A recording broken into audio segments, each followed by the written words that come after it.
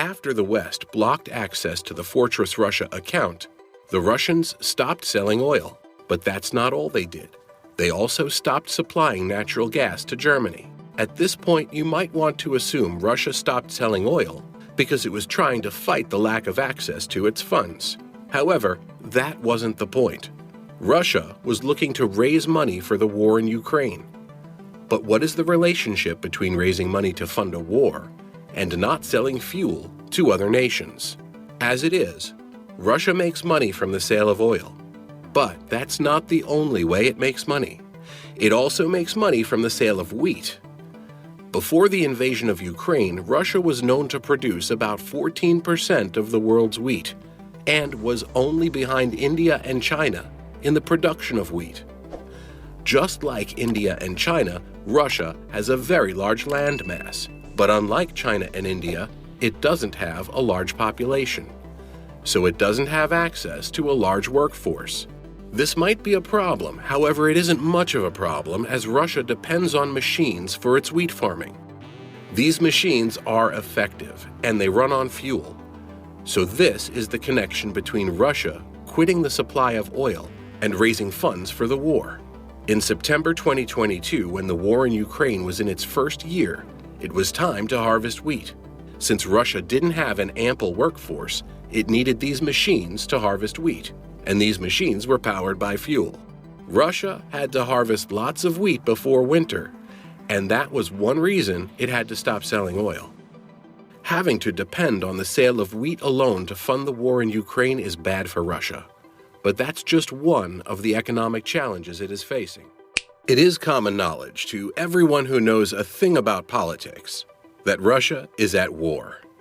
But if you think the biggest nation in Eurasia is involved in just one war, you probably do not have a clear idea of the situation Russia is currently in. Russia is fighting two wars simultaneously. One of them is the war in Ukraine, which is the most popular one and perhaps the only one that you know. The other is a financial war that only a handful of people know about. Amazingly, those who even know about this war do not seem to be giving it the attention that it deserves. Right now, the fight in Ukraine is considered the more important of the two wars Russia is fighting.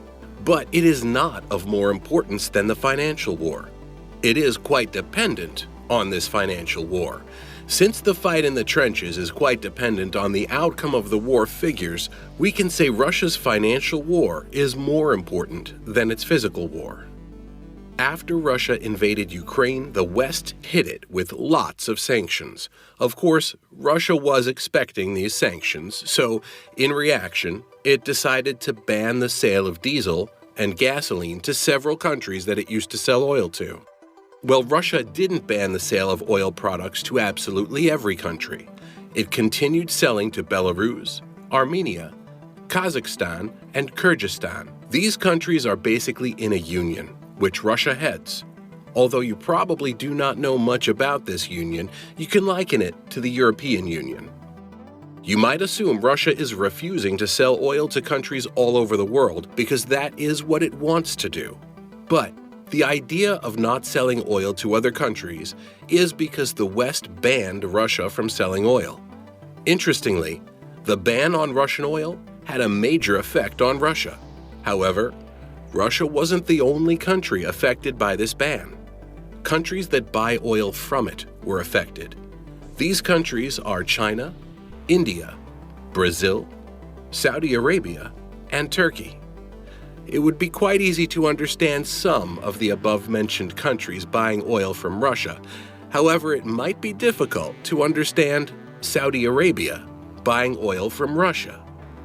Saudi Arabia is a big exporter of oil, and the last thing one would expect it to do is buy oil from another nation. Well, the fact that Saudi Arabia sells oil doesn't mean it can't buy oil. You see, this nation is one of the world's biggest suppliers of oil. Regardless of this, it buys oil from Russia. This is because Saudi Arabian oil is more expensive than Russian oil. So what it does is buy oil from Russia, use it domestically, and sell the unused portion. This may seem funny, nonetheless, it makes a lot of financial sense. By selling what remains of the oil bought from Russia, Saudi Arabia makes some extra money. It might be difficult to understand Russia's refusal to sell oil to some nations, but if you are equipped with the knowledge of what happened before the invasion of Ukraine, it might become clear why Russia will not be selling oil to several nations. Russia didn't just attack Ukraine out of the blue. They took time to prepare for this invasion. And one way they prepared was to put lots of funds together. This fund was put into an account called Fortress Russia. In this account was close to $7 billion that the Russians had saved up for a possible invasion. That was a great plan. However, it was just part of the plan. The Russians also planned to make a lot of money from the sale of oil during the war. Well, things didn't go according to plan. After the invasion of Ukraine, the Russians were able to use up a part of the funds in Fortress Russia. However, before they could have access to all the funds in this account, the West blocked their access. When the war in Ukraine started, the Russian government made it seem like the Russian people would not be affected. That's perhaps one reason it seems the Kremlin did not get into this war with full force. In a bid to go about the war without disturbing the average Russian, the Kremlin didn't get as many people into this war as it should have done. But this isn't where it ends. The Russian government didn't exactly stick to its book as the war in Ukraine progressed. According to the plan, the average Russian wasn't supposed to be affected by the war in Ukraine. Sadly, this is not the case. Since the sanction on Russian oil, the Russians have struggled to sell oil. As much as they haven't found the sale of oil easy, they have been able to make a couple of sales. This is possible because they are selling at a reduced price. Since Russian oil is cheap in the international market, you might assume this is the same situation in Russian markets. Interestingly, things are different. Contrary to what you might be thinking, Russians are not jumping on this cheap Russian oil. This is strange, but it is their reality. There might be various reasons for this, however, chief among them is inflation. Remember, at the beginning of this video, we stated clearly that the Russians are fighting on two fronts. They are in the trenches. Also, they are having an economic war. You see, after Russia invaded Ukraine, it was hit with several sanctions. These sanctions were supposed to affect the military, but that was not all they did. They affected their military and also affected regular Russians. A lot went wrong with the Russian supply chain. Although the Russian chain in general was bad, things were worse with products that were made in Russia but needed some parts from outside Russia. Due to this, several items that the average Russian could lay hands on easily became difficult to come by. There was still a lot of money in circulation in the system. However, this money wasn't of much value since the Russians couldn't buy the things they needed. At this point, there was a reaction in the market. This reaction was an increase in the prices of various items. This was the beginning of the Russian inflation. Due to the increase in the price of items and the weakening of the ruble, Russians rushed to the bank to withdraw funds. This rush was massive.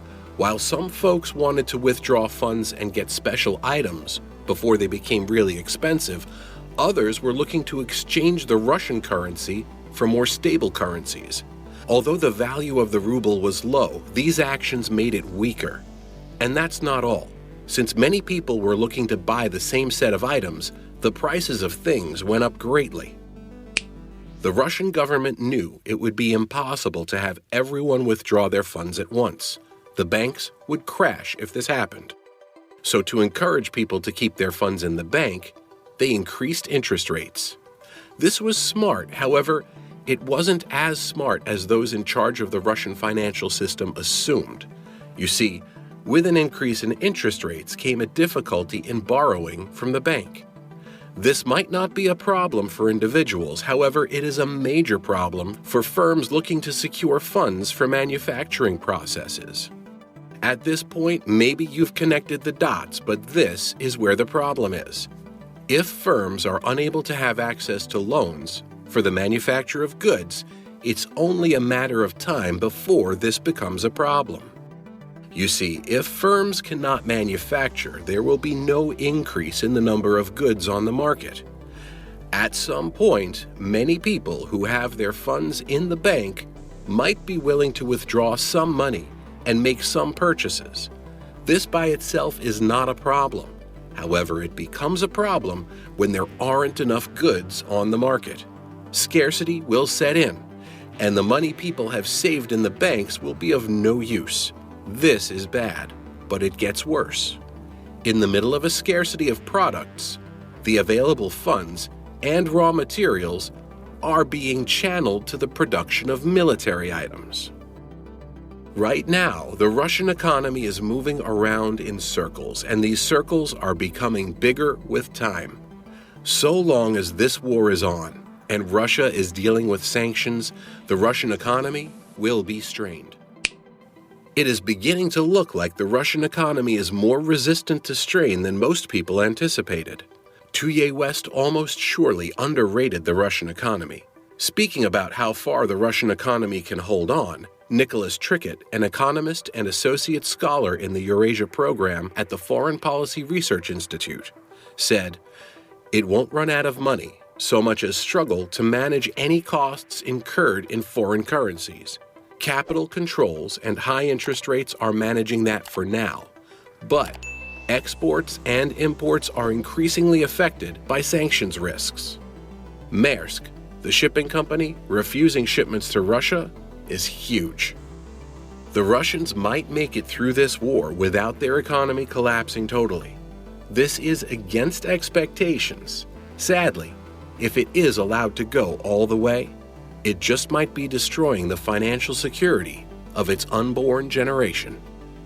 It remains unknown how much strain the Russian economy can take before a total collapse. But how far do you think the Russians can go in this economic situation? Kindly tell us in the comment section below. Before moving on, please like and share this video. Also, kindly subscribe to this channel if you are new here. See you in the next video.